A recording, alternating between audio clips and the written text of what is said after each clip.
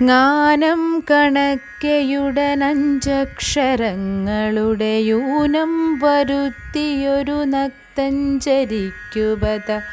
കൂന്നോരു ദാസിയ മനോജ്ഞാംഗിയാക്കിയതും ഒന്നല്ലയാളു ഹരിനാരായണായ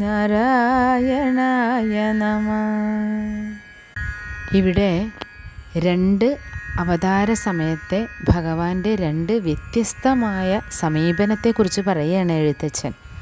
ശ്രീരാമ അവതാര സമയത്ത് രാവണൻ്റെ സഹോദരിയായിട്ടുള്ള ശൂർപ്പണഖ ശ്രീരാമനെയും ലക്ഷ്മണനെയും സമീപിക്കുന്നുണ്ട് അല്ലേ.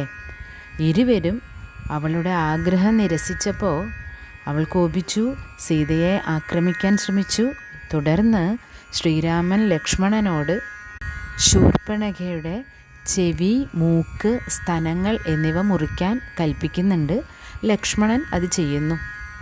എന്നാൽ ശ്രീകൃഷ്ണ അവതാര സമയത്ത് കംസന് വേണ്ടി കുനിഞ്ഞിരിക്കുന്ന കൂനുള്ള ഒരു സ്ത്രീ സൈരന്ധ്രി ചന്ദന ലേപങ്ങളൊക്കെ പുരട്ടുന്നത് കണ്ടപ്പോൾ അവളുടെ ഭക്തിയിൽ വളരെയധികം സന്തുഷ്ടനായിട്ട് ഭഗവാൻ അവളെ സുന്ദരിയാക്കുന്നുണ്ട്.